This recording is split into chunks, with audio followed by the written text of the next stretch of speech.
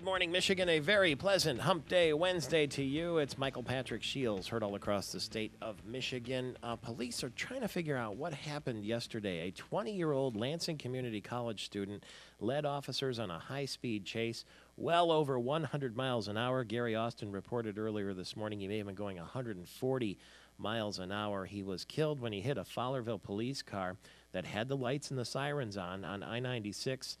The officer had just pulled onto the highway to assist the Michigan State Police and the Livingston County Sheriff's Department with the chase. He was pronounced dead at the scene, and I-96 was closed for 5 hours for that investigation.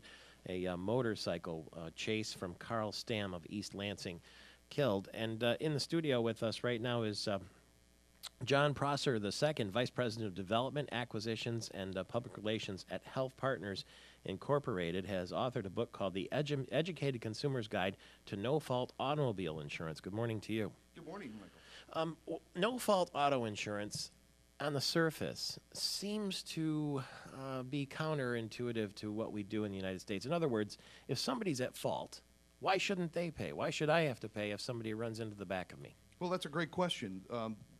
The concept was designed to ameliorate the suffering that often accompanied these accidents for people who couldn't get their medical bills paid. And so historically in Michigan we had tort, where you had to file suit against the at-fault party. And while you're waiting, you might go bankrupt due to your medical bills. You might not get the services that you need because the providers didn't want to provide them. So as a trade-off, the insurance industry worked with the legislature in 1973 and created this beautiful concept where it doesn't matter who's at fault. So far as first-party benefits, your medical benefits are concerned, you're going to get those paid in a rather expeditious manner, which was of benefit to the insurance industry because they didn't have to deal with the 69,000 lawsuits on average that they had every year. In other words, if the person who ran into you didn't have insurance, let's say, you would have been out of luck. Well, in terms of finding, any money in that pocket as a result of their dangerous act, that's correct. But under our system, you can buy high levels of uninsured and underinsured motorist coverage, so you could actually file a claim on your own policy as a protection against that very incident. Every year, it seems, there's a group that comes forward and says we ought to have a no helmet law for motorcycle riders in Michigan. You just heard this high-speed chase that went on yesterday that ended in a death. Don't know if he was wearing a helmet or not, but it doesn't really matter. The governor, it has passed the Senate, it has passed the House. The previous governor, Granholm, has vetoed that no helmet law every single time. That may not be the case this time, I don't know, but what are your thoughts? I think it's a bad idea to ride a motorcycle without a helmet. Sure. I used to ride motorcycles. I think it's a wonderful experience. I haven't in a long time, but I'm in an arena where in my business we serve people that have catastrophic auto accidents, brain injuries and spinal cord injuries. I think it's safe to say that you're much better off wearing a helmet in terms of safety considerations. I understand Abate's point of view. They want the freedom to ride the way they do. Nothing's free. When you ride and you don't have insurance coverage because a motorcycle is not considered an automobile, in fact, you're going to burn up your insurance and you're going to end up being a ward of the state, and it's going to cost billions in Medicaid, and taxpayers pay for that. So on the one hand, I respect their right to lobby and do the things they want to do the way they want, but as a person, I think it's a really bad idea. Well, I guess some people complain, but it turns out that Michigan, in my understanding, is one of the top states in the nation for compliance with the seatbelt law. For instance, we're up like 98, 99% of people who drive put the seatbelt on.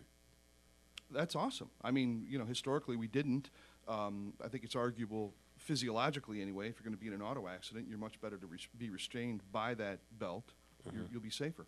Somebody told us what to do in that case too, though, and we said, okay, and they'll give you a ticket now if they catch you without your seatbelt. I would think anybody who doesn't bother to put it on is just simply forgotten or is careless enough to say, I'm invincible, I don't need that. I think that there's a lack of information in general about the rate of incident. In America we have about 600,000 people have a brain injury in an auto accident. If you're unrestrained and you don't have your belt on and you bang your noggin on the windshield, you're going to suffer a brain injury. Even if it's mild, you're talking about soft tissue in your brain, and you have neurological shearing from the coup and the contra coup. It's going to interrupt your executive function. So at the end of the day, if people were aware of the rate of incident and the significance of these injuries and what it means, I'm very confident that people would wear the belts, wear the helmets, drive more cautiously. I really believe it has to do with a lack of that information.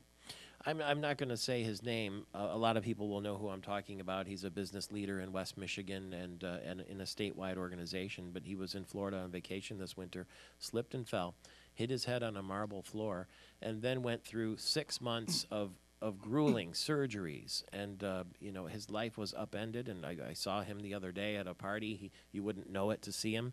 But he's not quite there yet, he said. And it was just a slip and fall on a marble floor.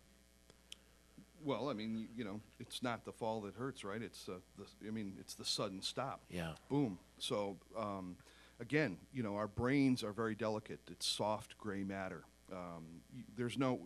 What people don't realize is when you have a brain injury, the greatest amount of damage comes from the fact that your brain swells.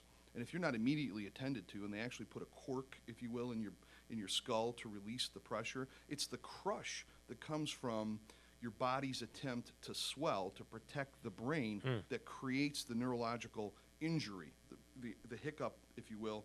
You know, you've got your electrical impulses traveling, you know, through the pathways that are interrupted. And so there you have it.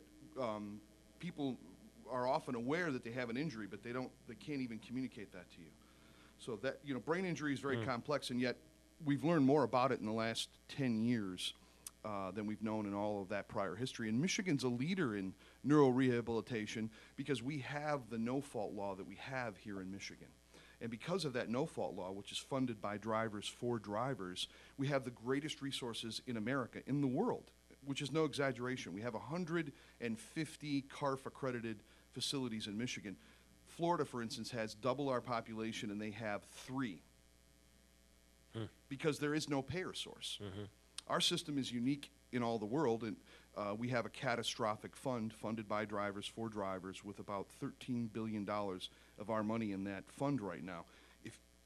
If you or your loved ones are injured in a catastrophic auto accident and you need care, you will get care all the way through the acute, all the way through the subacute, all of your rehabilitative therapies that you need, in-home care, modifications, wheelchair adapted van, electric wheelchairs, everything, all of that's covered under our system.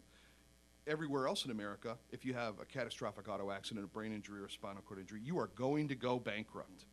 And then you will fall to Medicaid.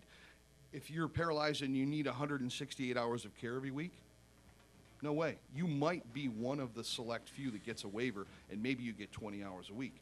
So what's going to happen? You're going to suffer from decubitus ulcers. Nobody's going to be turning you every 2 hours or giving you aggressive skin care.